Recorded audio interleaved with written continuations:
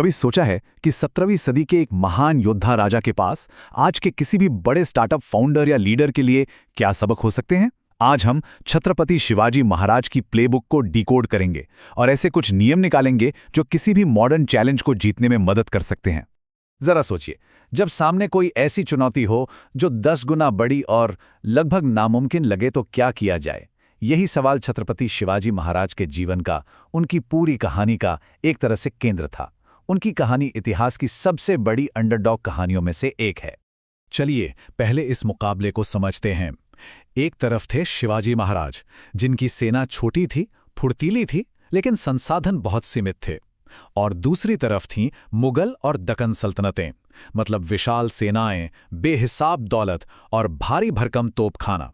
ये बिल्कुल डेविड बनाम गोलियात वाली लड़ाई थी। तो इस प्लेबुक को समझने के लिए हम 4 मुख्य नियमों पर ध्यान देंगे। पहला, उनकी दूर की सोच, जिसने समुद्र को एक नया बैटल ग्राउंड बना दिया। दूसरा, उनकी स्मार्ट स्ट्रैटेजी। तीसरा, उनका गुप्त खुफिया तंत्र, जो उनकी तीसरी आंख जैसा था। और चौथा, उनका लीडरशिप, जिसने हर किसी को एक साथ जोड़ा। और आखिर में हम देखेंगे कि ये विरासत आज भी क्यों इतनी मायने रखती है। तो प्लेबुक का पहला नियम, विजन।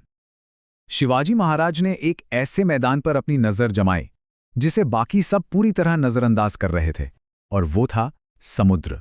सोच कर देखिए, उस दौर में जब सारे राजा और साम्राज्य जमीन पर लड़ाइयों में उलझे हुए थे, शिवाजी महाराज की नजरें समंदर पर थीं। उन्होंने उसकी असली ताकत को पहचाना। ये एक डिसरप्टिव आइडिया था, मतलब एक ऐसा आइडिया जो खेल के नियमों को हमेशा के लिए बदलने वाला था। और जानते हैं, इसी दूरदर्शी सोच के कारण उन्हें भारतीय नौसेना का जनक कहा जाता है।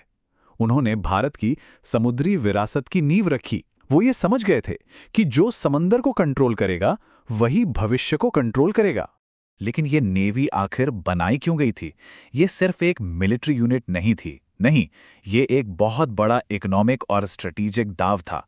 इसका लक्ष्य था अपने तटों और अपने व्यापार की रक्षा करना, और साथ ही अरब सागर में विदेशी ताकतों के दबदबे को सीधी चुनौती देना।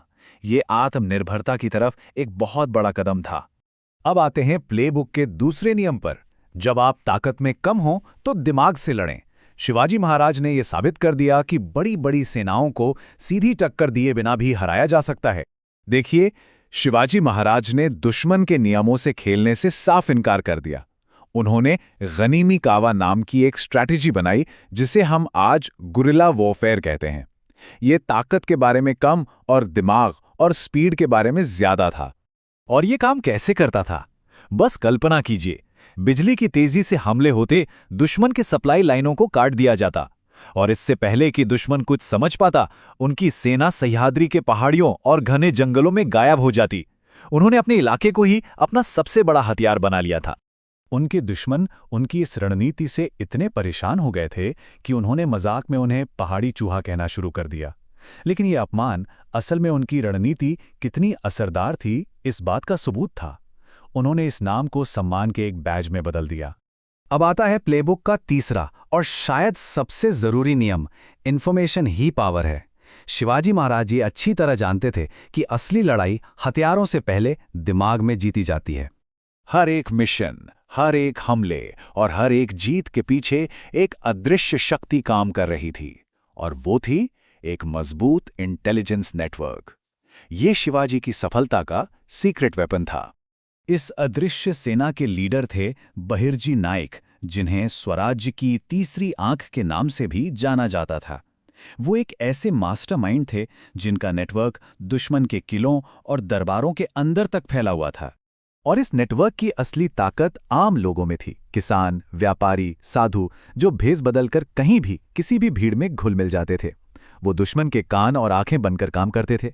हर बड़ी जीत की नींव बहिर्जी नाइक की टीम से मिली इसी सटीक जानकारी पर रखी जाती थी।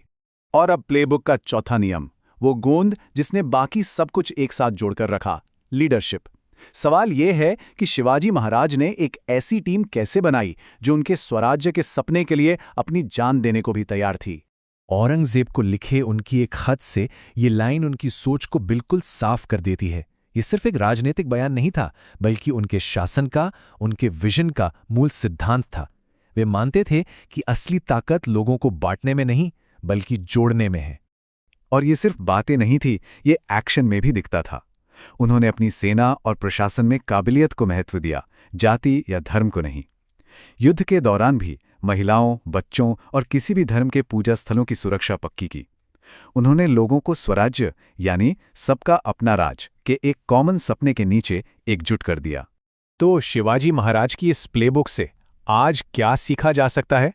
क्यों उनकी कहानी आज भी इतनी मायने रखती है? उनकी गुरिल्ला युद्ध की रणनीति इतनी असरदार थी कि आज उसे एसिमेट्रिक वॉरफेयर के नाम से दुनिया भर की टॉप मिलिट्री एकेडमियों में पढ़ाया जाता है। ये दिखाता है कि उनके नियम आज भी कितने प्रैक्टिकल और रेलेवेंट हैं। और ये सिर्फ इतिहास की किताबों तक ही सीमित नहीं है। हाल ही में भारतीय नौसेना ने गर्व से अपने नए झंडे पर शिवाजी महाराज की मोहर को अपनाया है। ये उनकी स्थायी विरासत का एक जीता जागता शक्तिशाली प्रतीक है। तो आखिर में सवाल ये है, हमारी जिंदगी में वो कौन सा पहाड़ है जिसे शायद ताकत से नहीं बल्कि खेल के नियम बदलकर जीता जा सकता है? इस पर सोचिएगा जरूर।